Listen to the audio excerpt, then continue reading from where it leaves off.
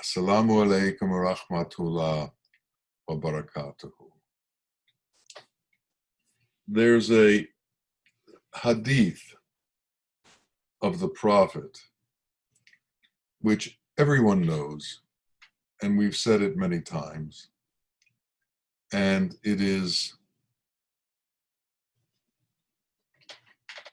believe in God, but tie your camel.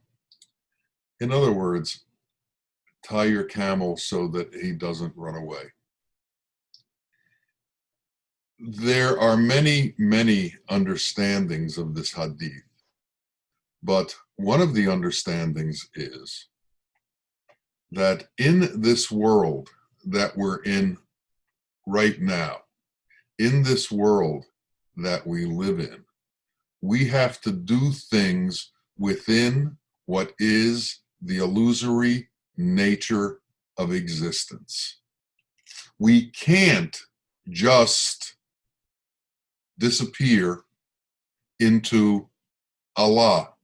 We have to do things here, and we have to live here. So we are living simultaneously two lives. However, how we live these two lives is the really intrinsic question at the essence of things. All of us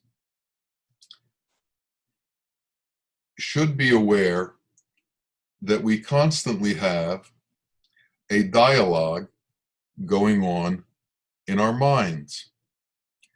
This dialogue goes on day in, day out, and it is critiquing what goes on in the world. It's analyzing what all of our senses see and partake in, and it is giving us reactions to all of these things. Now,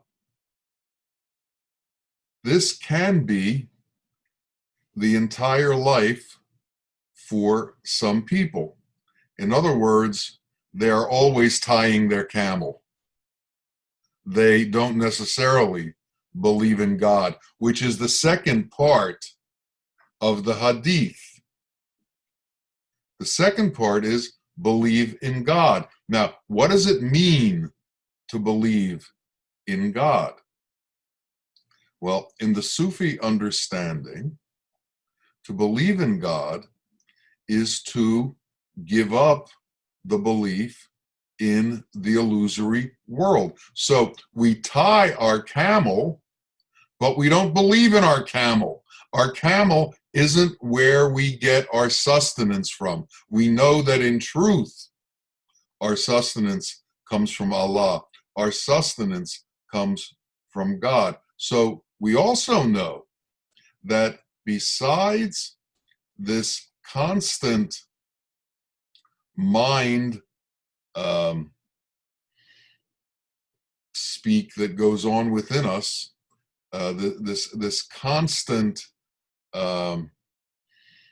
unending dialogue that goes on in our heads, there is something else. And if we watch the dialogue that goes on in our heads, we will note that that dialogue has to do with our senses and with our interaction in the illusory world. And for most people, this dialogue is who they believe they are. So if the dialogue tells them that things aren't going well, then they believe things aren't going well. If the dialogue tells them they're depressed, then they think they're depressed. If the dialogue tells them they don't have the things they need to be happy in this world, then they believe they don't have the things they need to be happy in this world. People have identified with the dialogue that goes on in the mind. Now, we are taught that we are something other than the dialogue that goes on in our mind. We are something separate from that.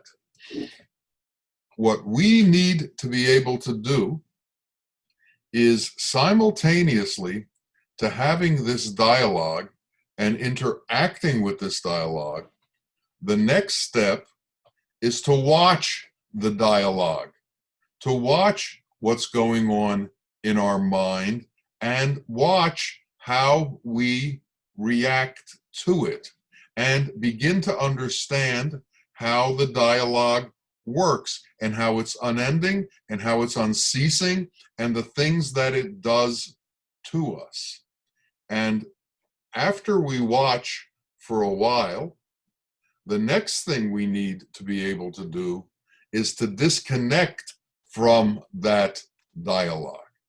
So first, we have to be aware of the dialogue and aware that we have identified with that dialogue.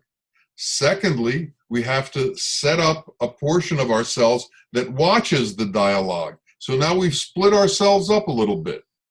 We are the dialogue, but we are something other than the dialogue. We are something in addition to the dialogue that's going on in our minds. And then we have to begin to detach from that dialogue. And that's when we begin to understand that all attachment to all of the things in this illusory world happen through the mind. And if we can detach from the dialogue in the mind, we can then detach from the world.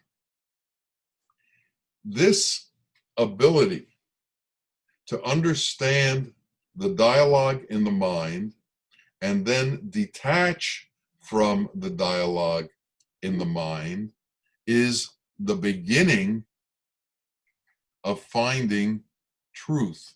It's the beginning of finding haq. It's the beginning of entering into reality. Now, we all, as Sufis, say, La ilaha illallah. In normative Islam, that means God is Allah and Allah is the only God. In Sufism, it's interpreted, I do not exist, only God exists.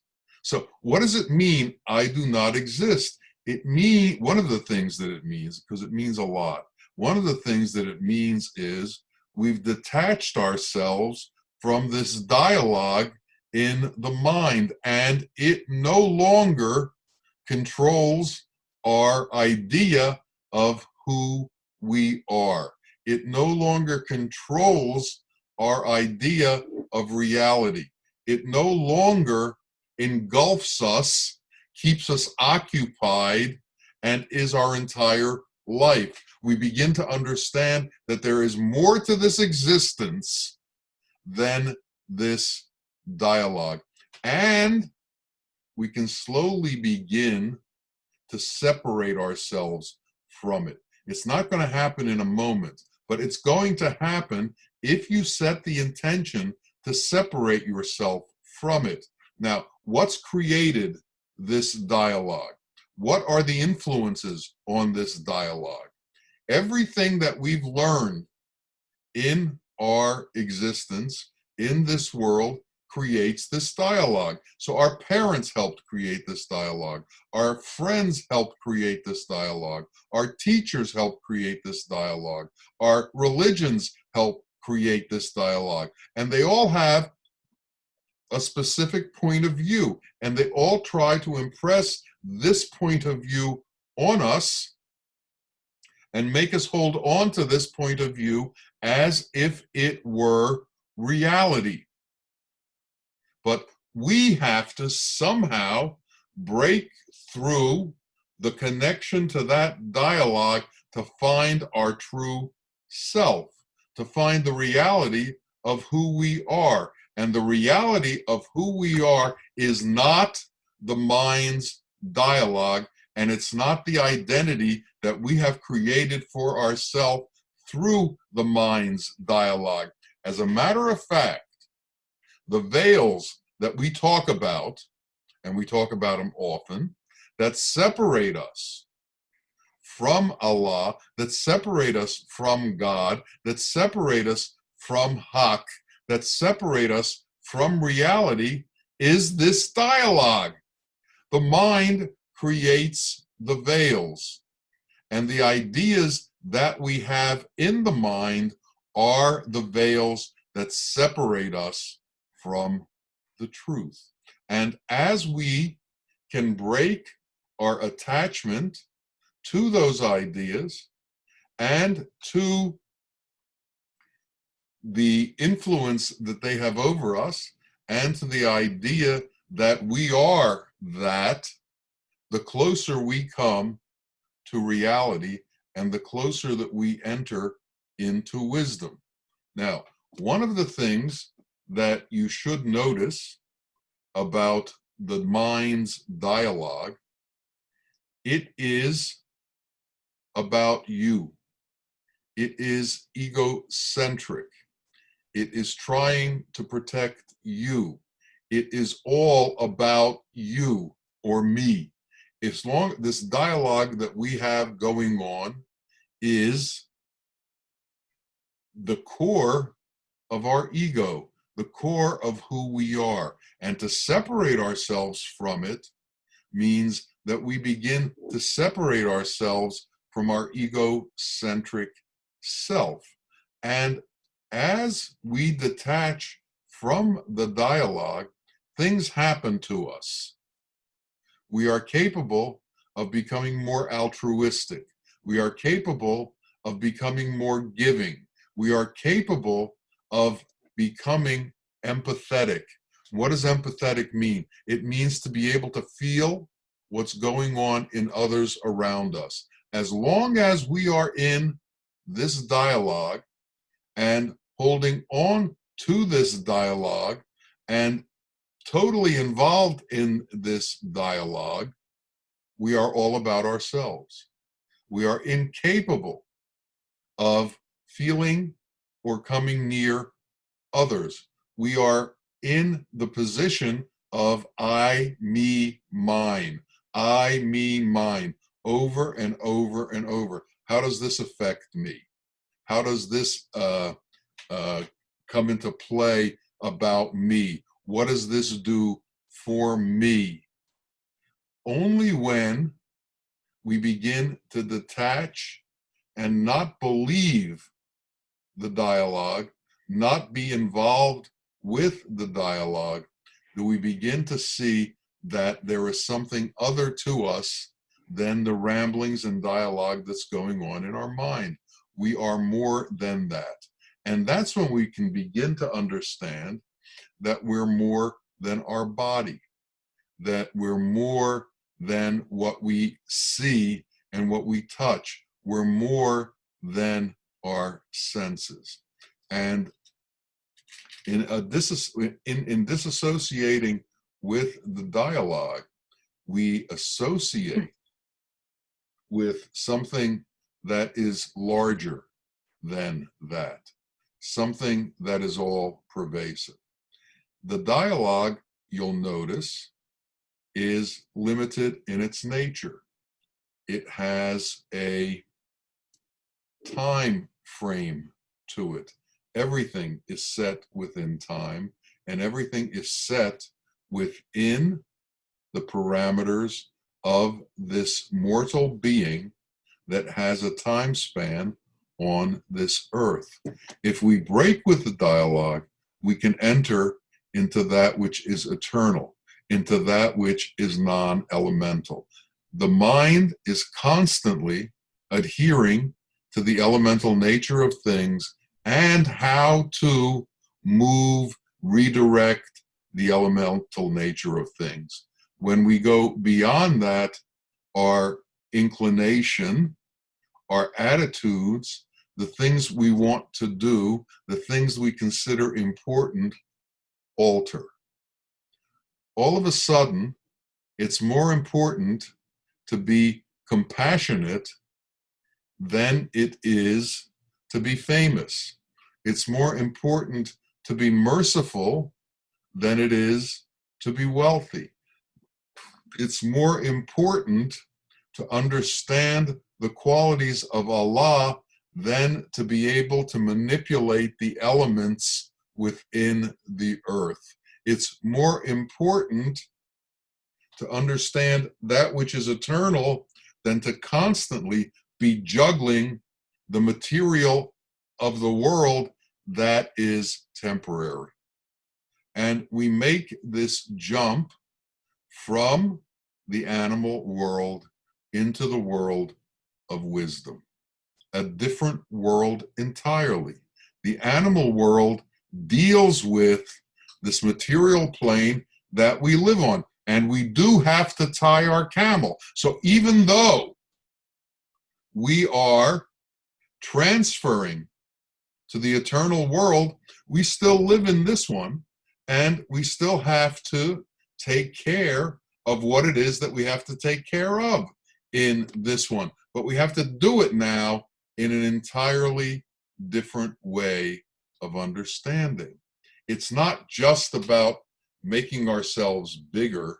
It's just about taking care of what it is we're responsible for in this world as to ourselves. Our responsibility now, as we detach from our mind, becomes greater. Our responsibility broadens out into a different understanding of things. When we are within the mind dialogue, it's me and you. It's me and what I see. It's me and what I comprehend. There's a constant duality going on there. When we go beyond this dialogue and we're able to separate ourselves from it, the duality begins to end. And when empathy takes over, when the ability to feel others takes over, when the ability to be integrated with other lives, when the ability comes to feel others' pain, to feel others' hunger, to feel others' needs happens, we begin to disappear from our own established idea of self. And that self changes. Now, Allah sent 124,000 prophets into the world, and he sent Ketubs into the world, and he sent his friends into the world to explain all of this and to bring people out of the delusion of illusion that is constantly going on within the mind into the clarity of reality that takes place when the connection to the dialogue of illusion stops. Now, the point is that it's not going to stop. We have to detach from it, and that's how it stops. We have to stop giving it credence. We have to stop thinking it's important. We have to stop listening to it. It can no longer be the driving force in our existence. Now, this, by the way, is a cure for all of the difficulties that we have in the world. Why are things difficult for us? Because we obsess mentally over them, and that mental obsession, that constant thinking about the situation in the world, creates problems for us, and those problems cause us stress, cause us strife, cause us difficulty, cause us depression. But when we detach from it, those things go away from us, because we no longer identify with our supposed problems as if they are part of us.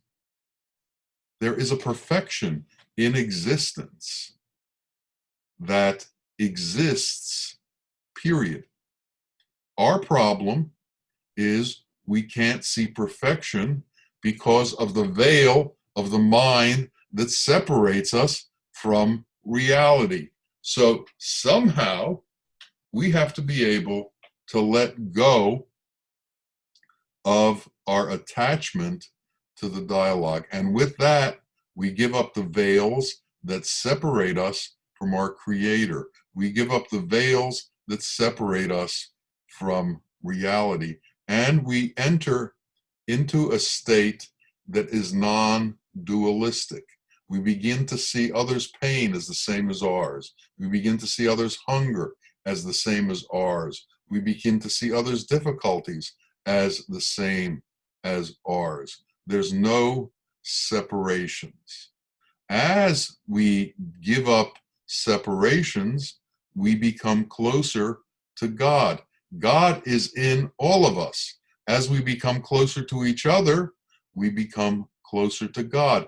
As we separate from each other, we separate ourselves from God. Now, religion has a tendency to become static within the elemental world. In other words, religion will tell you that the way to God is through the repetition of certain elemental functions. And that's how you achieve your closeness, or that's how you satisfy your Creator. In the teaching we were taught in Sufism, we are shown that by breaking our attachment to elemental things, we become closer to our Creator.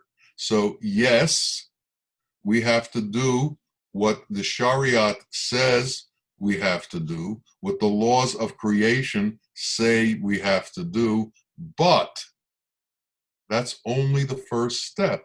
And that's why there is a Shariat, Tariqat, Hakikat, and Marifat.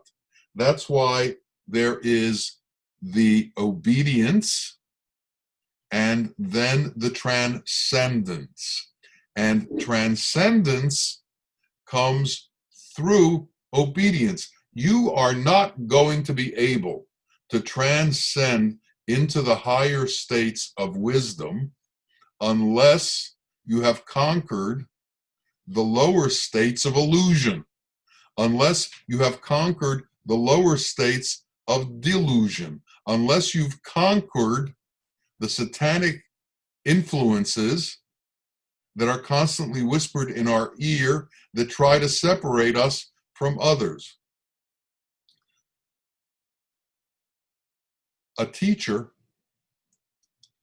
to be real, has to be kind, moral, compassionate, just, and loving. If a teacher is not those things, then he is not teaching reality.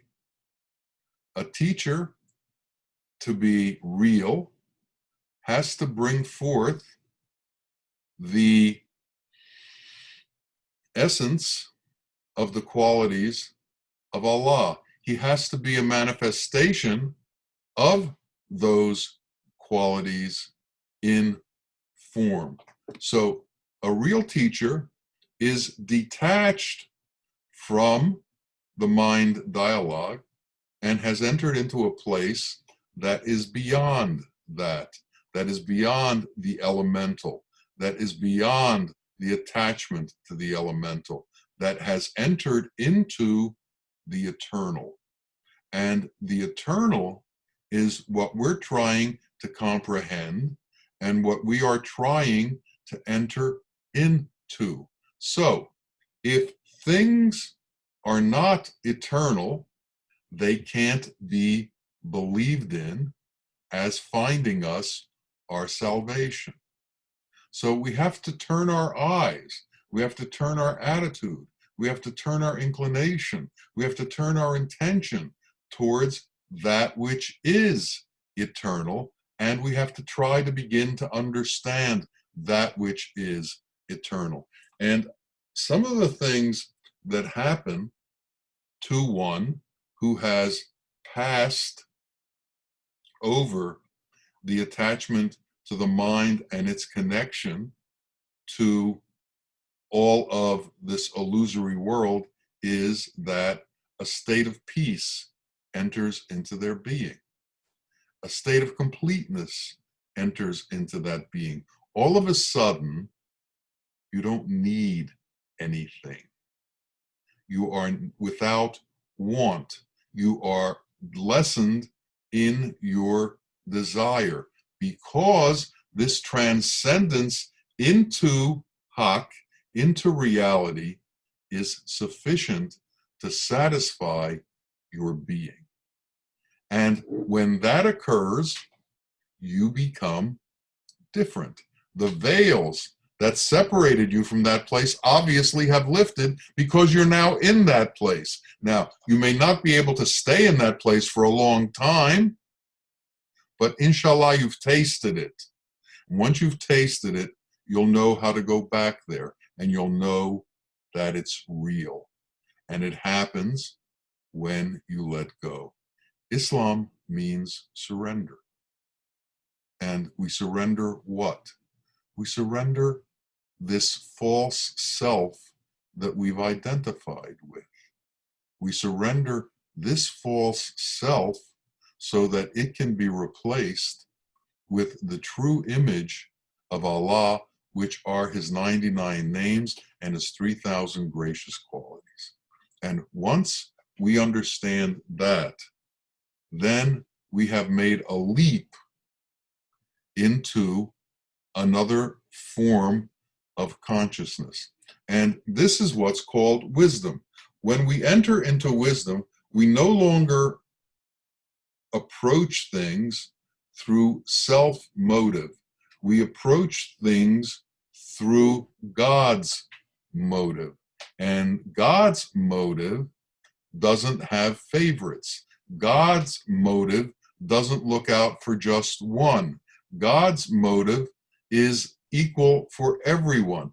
God's motive is spread out throughout humanity. God's motive is to aid humanity. When we enter into that phase, when we enter into that place, then we have begun to glimpse the eternal and the point of view of the eternal, and we have left the self-centered, egocentric, I, me, mind world of illusion and delusion. We begin to cross this vast ocean of lies and deceit that is the world. This is a lifetime work.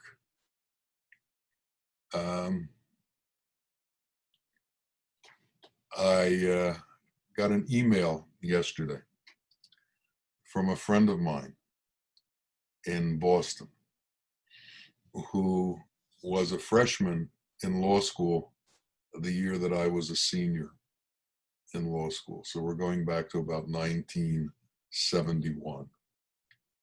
And he reminded me that whenever he would come over to my apartment, he would hear a certain song which he had heard last night and reminded him of that. And that's why he wrote me. And the song is called I Can't Find My Way Home. And I wrote him back and I said, I'm still looking. And if you want to understand a little bit about the search, you can find me on YouTube. The point is, I've been searching to make this connection since my early 20s, mid 20s. And finally, really within a year and a half after I left law school, maybe less, I found someone who had made that journey and could explain it to me. And it became the most fascinating thing in my existence. It became the most important thing for my life. And I made it a priority to be with him as often as I could. Now, truthfully, I was spending most of my time tying my camel. But whenever I could run away from that, I was running to be with him and to see him and to sit with him. And in that sitting with him, a lot happened. When you're with somebody who has transcended delusion, when you're with somebody who has entered into the realm of transcendence, who is beyond the attachment to mind and desire, something interesting happens to you by sitting there. You catch what he has. Without words, just by being in the presence of transcendence, you catch transcendence. You begin to feel transcendence. And that was one of the reasons that his room used to fill up so often, even though nothing was going on. People wanted to sit next to transcendence. People wanted to sit next to the manifestation of transcendence. So we need to intend that transcendence. We need to bring about within ourselves that, let's call it a quantum leap from the mind dialogue into the understanding and watching of the mind dialogue, going to the detachment from the mind dialogue into empathy, into understanding the elemental delusion, and wandering into wisdom, wandering into the place that is beyond the elemental, that doesn't have a connection to the elemental, and that can take us to Hak, to reality. This is the work that we do. And there are a lot of words that can try and explain this. There are a lot of books that are written about this. But unless we begin to actively do this ourselves and create an attitude that we will not allow the nature of delusion to overwhelm us so that we lose touch with the nature of reality, we will stay within the mind and its desire-filled emphasis on life. We have to give up this desire-filled emphasis on life and understand the reason for creation. And the reason for creation is to attach ourselves to that which is eternal, to attach ourselves to that which is non-elemental, to release that part of us which is divine so that it is not veiled any longer from its true home and its truth. This is the work that we have to do. And we gather together to set out the framework for how this work is done. We gather together to give ideas to each other and to help each other in accomplishing this work. And it can happen sitting still. It can happen sometimes reading. It can happen in your prayers. It can happen through your intention. But inshallah, it has to happen. If we're going to escape from this world of illusion, we have to make that break with our constant involvement with the self, that in itself is a delusion, that in itself is a lie, that in itself is made up. And if you can do it, then the depressed self will disappear. The anxious self will disappear. The fearful self will disappear, because there is no anxiety, there is no depression, there is no fear in reality. In God's world, all of those things disappear, and we become our true self, which is a part of that which is eternal. May it come to pass that we go to that place. Ya Allah, our creator and our sustainer, you have to hear our plea that we want to come closer to you. You have to hear our plea that we want to understand your qualities and integrate within your qualities. You have to hear our plea that we wish to let go of our selfishness and of our desires to aggrandize ourselves. You have to hear our plea that we want to have empathy towards the rest of humanity, that we want to be able to understand your point of view and surrender to your point of view.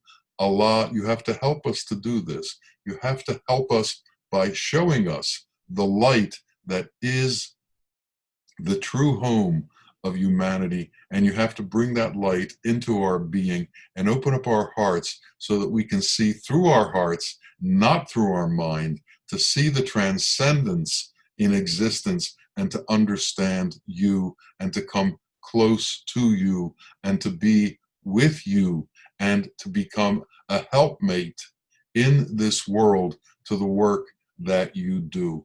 Let our hands be your hands. Let our feet be your feet. Let us walk reality around.